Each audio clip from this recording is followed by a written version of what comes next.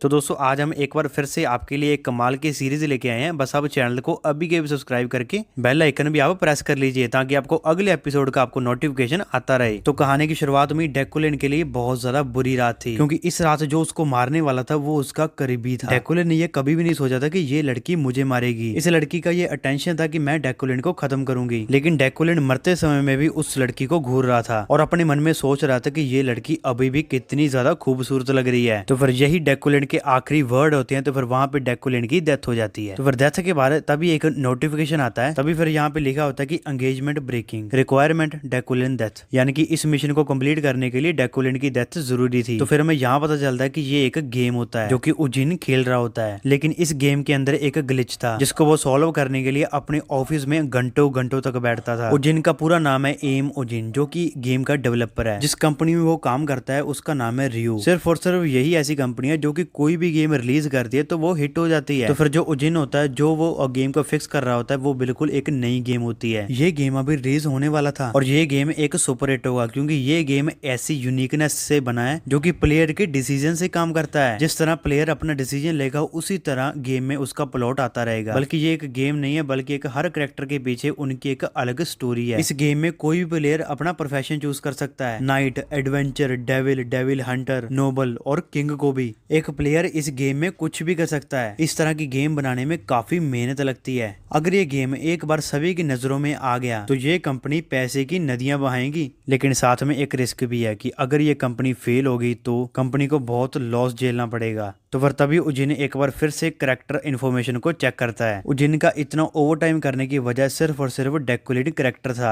डेकुलिन एक ऐसा कैरेक्टर था जिसमें ग्लिच आ गया था और डेकुलिन का जॉब था एक सीनियर प्रोफेसर। डेकुलिन गेम का मिड लेवल बॉस भी है। डेकुलिन की डेथ के समय में एक ग्लिच आ गया था जिसकी वजह से डेकुलिन का मरना तो इम्पॉसिबल हो गया था। तो फिर फाइनली उजिन इसको बिल्कुल सॉल्व कर देता है, इसको सक्सेसफुली ठीक कर देता है। तो फिर डेकुलिन की डेथ तो उसके खुद के फ्योंसी के हाथ हुई होती है। तो फिर इसके बाद तो गेम में काफी सारी प्रॉब्लम आने लगी। तो फिर तभी उजिन को कोई पीछे से बुलाता है। तो फिर जैसे ही वो पीछे देखता है तो पीछे एक लड़की होती है। तो फिर लड़की कहती है कि तुम्हारा टेस्ट कैसा चल रहा है। तो फिर तभी हमें लड़की के बारे में बताया जाता है कि इसका नाम युवा है, जो कि एक डिपार्टमेंट लीडर थी जिसके अंडर ही उजिन काम करता था। एक अंदर की बात बताऊं, उजन युवा की एक्स गर्लफ्रेंड थी। सॉरी युवा उजन की एक्स गर्लफ्रेंड थी। लगभग 7 सालों तक वो एक साथ रहे, लेकिन रिलेशनशिप होने के बावजूद भी युवा हमेशा काम करती रहती है। तो फिर उसका जो बॉयफ्रेंड होता है उजन होता है, उसको सिर्फ बेड पे लेटना आता है। उसने कभी काम के ऊपर ध्यान ही नहीं दिया। तो फिर इसीलिए जो युवा होती है वो तो डिपार्टमेंट हेड बन जाती है, लेकिन जो उजन होता है वो वहीं का वही रह जाता है। तो फिर इसके बाद तो इनका ब्रेकअप हो जाता है। तो फिर इसके बाद फिर हमें वही सीन दिखाया जाता है जहाँ पे युवा उजन को कहती है, मैंने सुना है तुम्हें एक ग्लिच की वजह से काफी काम करना पड़ता है। साथ ही मैं आपको बता दूं कि इनको अभी सिर्फ 6 महीने हुए हैं ब्रेकअप के बाद। और फिर इस कंपनी में ये बातें होती रहती कि अब उज्जैन की जगह कोई और आ चुका है, यानी कि युवा ने अब नया लड़का पटा लिया है। तो फिर तभी उज्जैन कहता है कि तुम जिस लड़के के साथ हो मुझे लगता है कि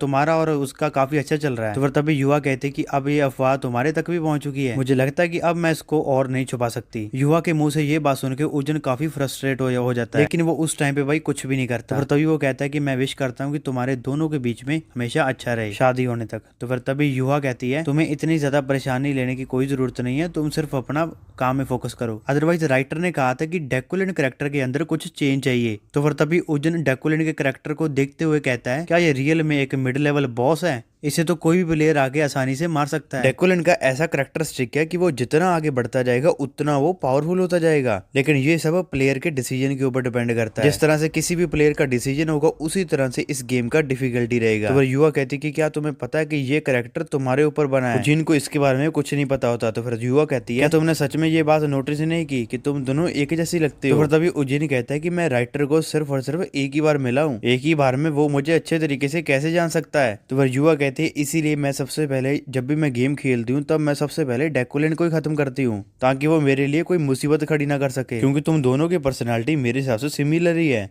तो फिर तभी उज्जैन की नजर खिड़की से बाहर जाती है। वो देखता है कि कोई लड़का गाड़ी के पास खड़ा होता है। तो फिर तभी वो युवा को कहता है कि क्या ये तुम्हारा लड़का नहीं है जो तुम्हारा वेट कर रहा है? तो फिर युवा कहते हैं कि हाँ शायद मैं काफी लेट हो गई हूँ। तो फिर उज्जैन कहता है कि यहाँ से निकलो, जल्दी से उसके साथ मुलाकात करो, तुम बहुत ज्यादा लेट हो चुकी हो, वो कब से तुम्हारा इंतजार कर रहा है। तो फिर युवा उससे बाय बाय करके वहां से निकल जाती है। तो फिर तभी उज्जैन भी बाय बाय करके वहीं पर बैठ जाता है और फिर लास्ट वॉर के लिए डेकुलिन के कैरेक्टर को चेक करता है। तो फिर तभी अपने मन में सोचता है कि क्या राइटर बिल्कुल सीरियस है, क्या ये डेकुलिन का कैरेक्टर मेरे ऊपर बेस करके बनाया गया है। डेकुलिन कैरेक्टर के पास टोटल 6 कैरेक्टरिस्टिक्स हैं, बट डेकुलिन को एक जीनियस भी माना जाता है। जब वो बचपन में छोटा था तो उसकी बहुत ही ज्यादा तारीफ हुआ करती थी। बचपन में उसको मैजिक का जीनियस माना जाता था, लेकिन रियलिटी वो मैजिक में एवरेज था। बट अगर तुम इसके मैजिक के साथ प्राइड, एरोगेंस और बाकी सारी चीजों को मिला देते हो तो तुम उसे एक हाई मेकिंग नोवेल मान सकते हो। और साथ में इस कैरेक्टर की पर्सनैलिटी तो बहुत ही ज्यादा बुरी थी। कोई भी इंसान इसकी पर्सनैलिटी को देखने के बाद इसको कोई ह्यूमन मान ही नहीं सकता। तो फिर तभी उजन के मन में एक आइडिया आता है। तभी वो सोचता है कि क्यों ना डेकुलिन कैरेक्टर के अंदर एडिशनल एबिलिटी को ऐड किया जाए। अब उजिन को पता चल चुका है कि ये कैरेक्टर मेरे ऊपर ही बना है। डेकुलिन कैरेक्टर में कुछ ना कुछ तो अच्छा होना ही चाहिए। तो वो डेकुलिन कैरेक्टर के कैरेक्टरिस्टिक में वो अंडरस्टैंडिंग ऐड करता है, जिससे वो सोच समझ पाए और वो सही से डिसीजन ले सके। साथ ही वो अंडरस्टैंडिंग के साथ वेल्थ मैग्नेट को भी ऐड कर देता है, यानी कि कभी भी उसको पैसे की कमी ना रहे। आयरन बड़ी और भी बहुत कुछ ऐड कर देता है। तो फिर इतना कुछ ऐड करने के बाद उसको रियलाइज होता है कि मैं काफी कर चुका हूँ। तो फिर इसीलिए उसको रिस्टोर करने की कोशिश करता है। तो फिर तभी उसके कंप्यूटर में राइटर का मैसेज आता है। तो फिर तभी उजन भी मैसेज करता है कि क्या कुछ ऐसा है कि जिससे मैं चेंज कर सकूं, तो प्लीज आप मुझे बता दीजिए, मैं अभी इसको चेंज कर देता हूँ। तो फिर तभी राइटर कहता है कि नहीं, ऐसा कुछ भी नहीं है, मैं तो यहाँ पर बस देखने के लिए आया था। तो फिर उजन को कुछ समझ में नहीं आता था। तो फिर तभी राइटर मैसेज करता है कि तुम जाओ खिड़की से बाहर देखो। तो फिर उजन कंफ्यूज हो जाता है। तो फिर तभी वो खिड़की से बाहर देखता है। तो फिर वो देखता है कि एक आसमान में बड़ा सा होल हो चुका है, तो फिर जिसके अंदर से एक लाइटनिंग आ रही थी। तो फिर इसको देख के उजन काफी शॉक रह जाता है। ऐसा कुछ उसने अपनी जिंदगी में कभी भी नहीं देखा। तो फिर देखते देखते एक बड़ा सा लाइटनिंग आके उजन के ऊपर गिरता है। तो फिर जिसके बाद तो उजन इल्यूजन में फंसते ही जा रहा था। धीरे धीरे करके वो इल्यूजन में और भी फंसते ही जा रहा था। तो फिर तभी वो अपने आप को किसी और ही जगह में देखते हैं, जहाँ पर वो झुका होता है और सामने वाला बंदा कहता है, तुम हमेशा याद रखना बच्चे, तुम्हें हमेशा चौकन्ने रहना होगा, क्योंकि डेकुलिन कैरेक्टर कोई इजी कैरेक्टर नहीं है, इसको तुम आसानी से क्लियर नहीं कर सकते। इस कैरेक्टर के पास एक ऐसी एबिलिटी है जो कि कंटिन्यूसली ग्रो होती रहेगी। बस सिंपली तुम ऐसे समझ सकते हो कि वो अपनी किस्मत खुद लिखता है, क्योंकि आफ्टर ऑल वो एक विलन है। तो फिर तभी उसको एक आवाज सुनाई देती है जो कि कहते हैं कि तुम अभी उठे नहीं हो डेकुलिन, जल्दी से उठो। तो वो डेकुलिन की तभी आंखें खुलती है। तो जैसी वो आंख खोलता है उसके सामने एक लड़की चिल्ला रही होती है, लेकिन डेकुलिन को तो कोई फर्क नहीं पड़ रहा था। बट एक्चुअल में तो अभी डेकुलिन उजिन था, जो कि गेम के अंदर अचानक से आ गया था। उजिन के लिए ये सब कुछ एक ड्रीम की तरह था। तो बताइए वो लड़की कहती कि तुम अभी भी पहले जैसे ही हो, मैं यहाँ पर डॉक्यूमेंट छोड़ के जा रही हूँ, तो अगर तुम्हें प्रोफेसर बनना है तो तुम्हें काम करना पड़ेगा, नहीं तो फिर उस काम में भी तुम्हें हाथ धोना पड़ेगा। तो फिर तभी डेकुलिन अपने मन में सोचता है कि एक हफ्ता पहले मेरे ऊपर एक बिजली गिरी। तो फिर इसके बाद जैसे ही मुझे होश आया तो मैं एक अनजान जगह पर था, अनजान बॉडी के साथ, और मैं इस गेम में था जो कि मैंने ही डेवलप किया है। जो और भी शौक करने वाली बात तो ये है कि ये एक ऐसा करेक्टर था जो अपनी डेथ को एस्केप नहीं कर सकता था। इस गेम का सबसे ज्यादा खराब करेक्टर डेकुलिन, ये एक ऐसा मिड लेवल बॉस है जिसके साथ गेम के जितने भी कैरेक्टर हैं सारे इसके साथ मिलेंगे। ये फर्क नहीं पड़ता कि प्लेयर क्या चूज करेंगे, लेकिन एक ना एक बार तो डेकुलिन कैरेक्टर उनकी जिंदगी में आएगा। लेकिन सबसे बड़ी प्रॉब्लम तो ये थी कि उजिन को ये नहीं पता था कि वो गेम के किस प्लॉट पर एक्टिव हुआ है। उजिन को सिर्फ एक ही चीज पता था कि उसके बाद कितने माना है, लेकिन इसको कैसे यूज करते हैं ये उसको नहीं पता। तो फिर इसीलिए अब वो किसी के साथ फाइट भी नहीं कर सकता था, क्योंकि जब गेम का टेस्ट हो रहा था तो फिर तभी डेकुलिन का सिर्फ और सिर्फ एक ही टेस्ट पास हुआ था। इसके अलावा जितने भी टेस्ट हुए थे डेकुलिन के, उसमें वो डेकुलिन मारा गया। तो फिर इसके साथ जो डॉक्यूमेंट पड़े होते हैं वो होते इंपीरियल यूनिवर्सिटी। डेकुलिन वहाँ पे एक सीनियर प्रोफेसर है। इस यूनिवर्सिटी में वो understanding of magic and fundamental mindset को पढ़ाता है। जो लड़की उसके ऊपर चला रही थी वो उसकी हाफ सिस्टर है। कहने को तो डेकुलिन हेड है फैमिली का, लेकिन फिर भी उसकी जो हाफ सिस्टर है वही सब कुछ देखती है। डेकुलिन और उसके सिस्टर के बीच में कोई अच्छा रिलेशन नहीं था। तो तभी डेकुलिन को याद आता है कि आज तो उसे यूनिवर्सिटी जाना था लेक्चर देने। हालांकि उजिन ने तो अपनी लाइफ में कभी भी लेक्चर का काम नहीं किया है, लेकिन उसके पास एक ऐसा स्किल था जिससे वो ये काम आसानी से कर सकता है। अभी के लिए उसका मिशन था कि यूनिवर्सिटी में लेक्चर देना। इस काम में अंडरस्टैंडिंग स्किल काफी हेल्प करेगा, लेकिन ये स्किल यूज करने के लिए उसका माना काफी कंज्यूम हो जाएगा। गेम को डेवलप करते समय जो उसने अब फीचर डेकुलिन कैरेक्टर में ऐड किए थे वो सभी उसके पास थे। उजिन ने ये कभी भी नहीं सोचा था कि ये स्किल्स मेरे काम आएंगी, लेकिन डेकुलिन का बाथरूम, डेकुलिन का रूम उजिन के लिए काफी अनजान था। लेकिन फिर भी उजिन को ऐसा फील हो रहा था कि ये काम उसका रोज का ही हो। तो फिर वो परफेक्टली डेकुलिन की लाइफ को बिल्कुल अडॉप्ट कर चुका था। उजिन को अपने कपड़े भी काफी अनजान लग रहे थे, लेकिन अब वो डेकुलिन कैरेक्टर में था, तो इसलिए अब उसे काफी कंफर्टेबल लग रहा था। हालांकि उजिन को डेकुलिन की पर्सनैलिटी बुरी लगती है, तो फिर इसीलिए उसको डेकुलिन कैरेक्टर की तरह रहना ही पड़ेगा। तो फिर अब डेकुलिन यूनिवर्सिटी में लेक्चर देने जा रहा था। उजिन को ये सब कुछ काफी नॉर्मल लग रहा था। केम उजिन जो कि एक हेल्थी इंसान, जो कि हाइट में बड़ा और एक एवरेज हैंडसम लड़का था, और जो उसे सबसे ज्यादा पसंद थी लड़की, उस लड़की के लास्ट वर्ड उसके काफी हर्ट करते थे। तो फिर जहाँ पर युवा ने उसको कहा था कि तुम एक बोरिंग और एक आलसी इंसान हो, लेकिन डेकुलिन बनने के बाद भी वो अपने आप को भूल नहीं सकता था। अगर वो खुद को ही भूल गया तो उसके लिए दुनिया में कोई भी रियलिटी नहीं बचेगी। तो फिर तभी डेकुलिन कार में जाके बैठ जाता है। तो फिर तभी वो उस लड़के के बारे में सोचने लगता है जो कि युवा का नया वाला बॉयफ्रेंड होता है। ये बात उसको काफी परेशान कर रही थी। तो फिर तभी उसके साथ एक बच्चा बैठा होता है जो कि उसको कहता है कि प्रोफेसर गुड मॉर्निंग,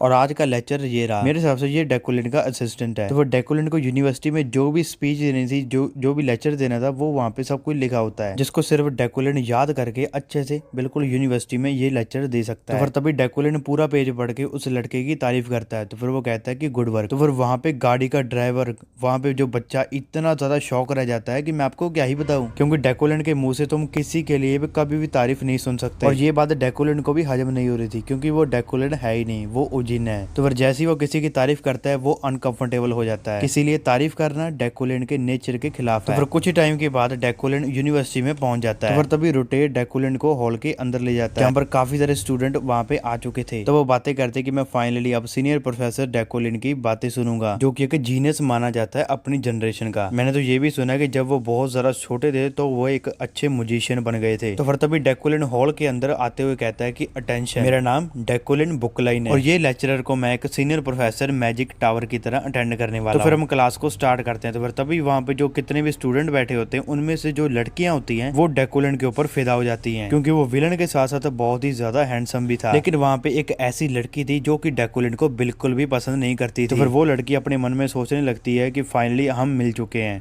तुम मेरे फादर के सबसे बड़े एनिमी हो। 3 साल पहले मेरे फादर सुसाइड करते हैं। बहुत सालों के बाद एक स्पेल के ऊपर रिसर्च करने के बाद वो फाइनली रिसर्च पेपर को कंप्लीट करने वाले थे। तो तभी वो जो रिसर्च पेपर होता है वो किसी ने चुरा लिया था। चुराने वाले बंदे को एक जीनियस माना जाता है, और ये था डेकुलिन, जिसकी वजह से मेरे फादर ने सुसाइड किया था और मेरी फैमिली भी बिल्कुल खत्म हो गई थी। लेकिन अब मेरे हाथों में कुछ भी नहीं था। मेरे फादर जाने के बाद मैं सब कुछ गवा चुका था। मैं जो कि एक नोबल हुआ करती थी, मैं अपना घर और काफी सारी वैल्यूएबल चीजें मैं गवा चुकी हूँ। अब तो मुझे ये भी नहीं पता था कि मैं कहाँ पर जाऊं, क्योंकि मेरे पास अब कोई भी रास्ता नहीं बचा था। मैंने उस टाइम पे वादा किया था कि जिसने भी ये सब कुछ किया था, जिसने भी मेरी फैमिली को खत्म किया था, उसके ऊपर मैं अपना बदला जरूर लूंगी। मैंने उस दिन से काफी हार्ड वर्क किया। तो फिर फाइनली हम मिल चुके हैं। लेकिन मुझे कुछ ऐसा पता है जो कि बाकी स्टूडेंट को नहीं पता है, जो कि उसकी जो एबिलिटी है, उसकी जो पावर है, वो सारी की सारी मेरे फादर से चुराई गई है। उसके पास अपना कुछ भी नहीं है। मुझे इतना ज्यादा तकलीफ देने के बाद, मुझे इतना ज्यादा दुखी करने के बाद, वो कैसे अपनी जिंदगी में एक अच्छी लाइफ को जी सकता है। ये जब जिस जगह में खड़ा था वहाँ पे मेरे फादर को होना चाहिए था। मैं उसका सच रिवेल करना चाहती हूँ और मैं अभी इसको खत्म करना चाहती हूँ, लेकिन अभी के लिए मुझे रुकना पड़ेगा, क्योंकि मुझे और भी प्रिपरेशन की जरूरत है। मुझे एक परफेक्ट टाइमिंग चाहिए। तो फिर तभी डेकुलिन कहता है अटेंशन एवरीवन, मैं ये लेक्चर को स्टार्ट करने वाला हूँ। सबसे पहले मैं अपने बारे में इंट्रोड्यूस करवा दूं कि मेरा नाम डेकुलिन है। मैं एक सीनियर प्रोफेसर हूँ मैजिक टावर का, और मैं एक मोना शरंग का म्यूजिशियन हूँ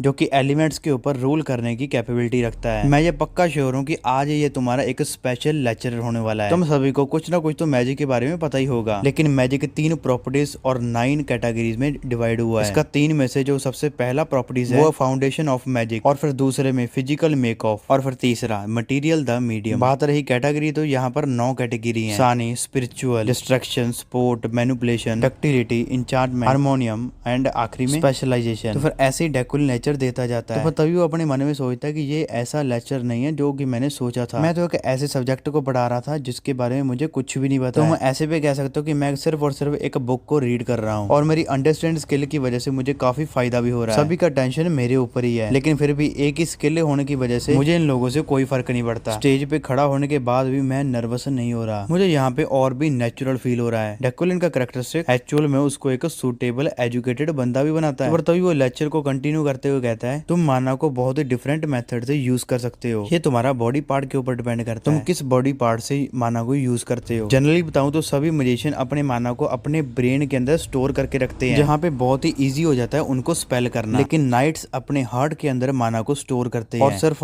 हार्ट ही ऐसा ऑर्गन होता है जो कि बॉडी को पंप करता रहता है।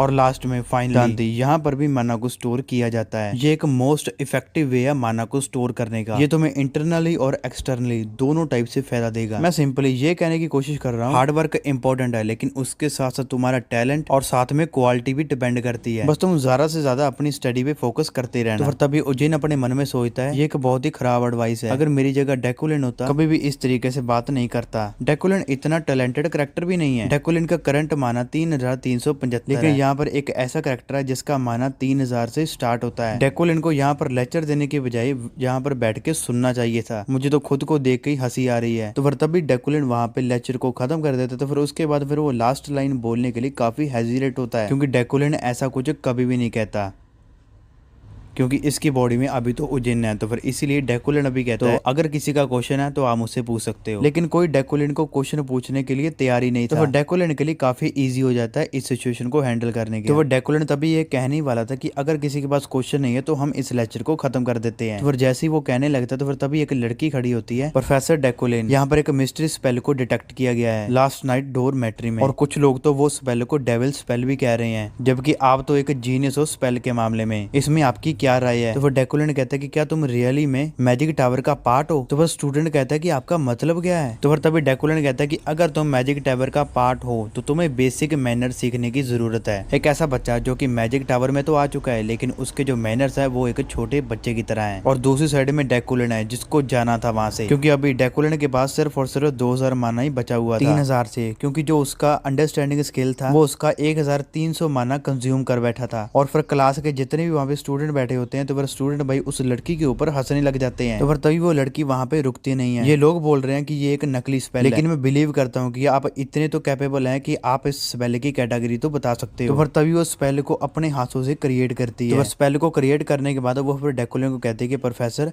प्लीज आप मुझे इस स्पेल के बारे में बताइए। तो वो डेकुलिन का एक बार स्पेल को देखने पर ही 2000 से माना 360 पर पहुंच जाता है। यहाँ पर काफी सारे म्यूजिशियन आए थे, लेकिन किसी को इस स्पेल के बारे में कुछ भी नहीं पता था। लेकिन प्रोफेसर अगर आपको कुछ पता है तो प्लीज आप मुझे बता दीजिए। तो तभी डेकुलिन कहता है कि ये एक बैरियर मैजिक है। ये सुनने के बाद वो लड़की काफी हैरान हो जाती है। तो तभी डेकुलिन कहता है कि मैं ये सिंपल देखकर बता सकता हूँ कि ये एक बैरियर मैजिक है। किसी ने इस स्पेल को कास्ट किया ताकि तुम सभी को ट्रैप कर सके। सडनली कुछ खास बात नहीं है। तो फिर इतना कहकर डेकुलिन वहां से निकल जाता है और सारे के सारे स्टूडेंट हैरान हो जाते हैं डेकुलिन आगे क्या करने वाला है, वो लड़की क्या करेगी। दोस्तों ये सब कुछ मैं आपको अगले एपिसोड में बताने वाला हूँ। तो दोस्तों वीडियो को लाइक करके एक अच्छा सा कमेंट करना मत भूलना।